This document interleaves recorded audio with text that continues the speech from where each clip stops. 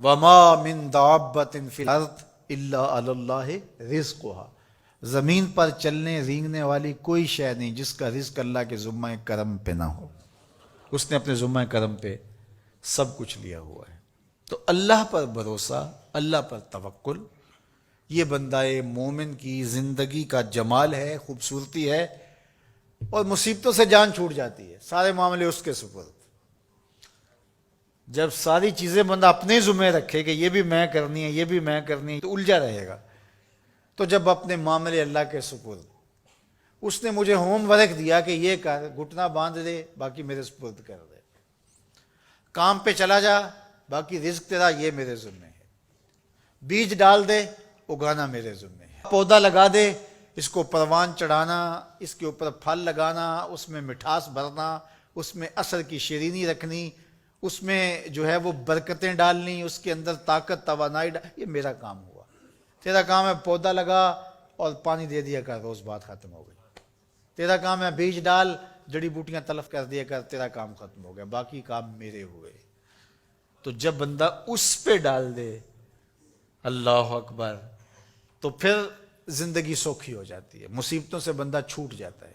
توکل زندگی کا خوبصورت اسلوب ہے۔ تو حضرت سہل بن عبداللہ تستری فرماتے ہیں کہ توکل یہ ہے کہ ایسے ہو جاؤ جس طرح غسال کے آگے میت ہوتی ہے تو غسال اس کو جدھر حرکت دیتا رہے وہ ادھر حرکت کرتا رہتا ہے، وہ نہیں کہتا کہ پہلے یہ دھو اور پہلے یہ صاف کر اور پہلے یہ دھو۔ غسال کا کام ہے، اسے پتہ ہے تیرا کام ہے جدھر وہ تیرا رخ پلٹے ادھر تو پلٹتا جا۔ تو کہا تو اس کا بندہ ہے اور وہ تیرا رب ہے، تیری ضروریات کو کیسے پورا کرنا ہے، کون سی چیزیں تجھے دینی ہے، کون سی نہیں دینی، کون سی چیز کب دینی ہے، یہ اس کا کام ہے۔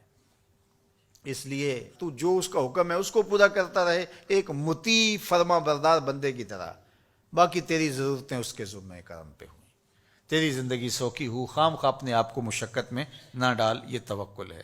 اور حضور نبی رحمت صلی اللہ علیہ وسلم کا ایک فرمان سنیے جو حضرت عبداللہ ابن عباس رضی اللہ تعالیٰ عنہ سے مروی ہے کہ آقا کریم نے ارشاد فرمایا، یدخل الجنہ من امتی 70,000 بغیر حساب، میری امت میں سے 70,000 لوگ ایسے ہیں جو بغیر حساب کے جنت میں جائیں گے۔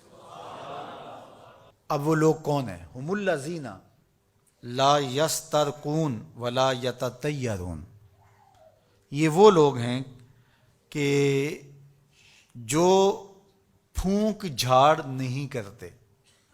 یہ ناجائز پھونک جھاڑ، یہ وہ ہوتا ہے، وہ بابوں کے پاس رش لگا ہوا ہوتا ہے، وہ پتہ نہیں کیا کیا پڑھ کے پھونکے لگا رہے ہوتے ہیں، اور کچھ لوگوں کا تو کام ہی یہ، انہیں ہر اتوار کو جانا ہی ہوتا ہے، اتنے مسائل ان کے ہوتے ہیں کہ بس جان ہی نہیں چھوٹتی ان کی۔ اور ایسے جاہلوں کے پاس، ایسے نکموں کے پاس کہ جو شرکیہ کلمات پڑھتے ہیں۔ تو فرمایا جو 70,000 لوگ بغیر حساب کے جنت میں جائیں گے، یہ کون لوگ ہیں؟ فرمایا کہ یہ وہ خوش نصیب لوگ ہیں کہ جو ناجائز رقیہ نہیں کرتے، جو شرکیہ جھاڑ پھونک میں مبتلا نہیں ہوتے، نہ کرتے ہیں نہ کرواتے ہیں، ولا یتطیرون، اور بدشگونی بھی نہیں لیتے۔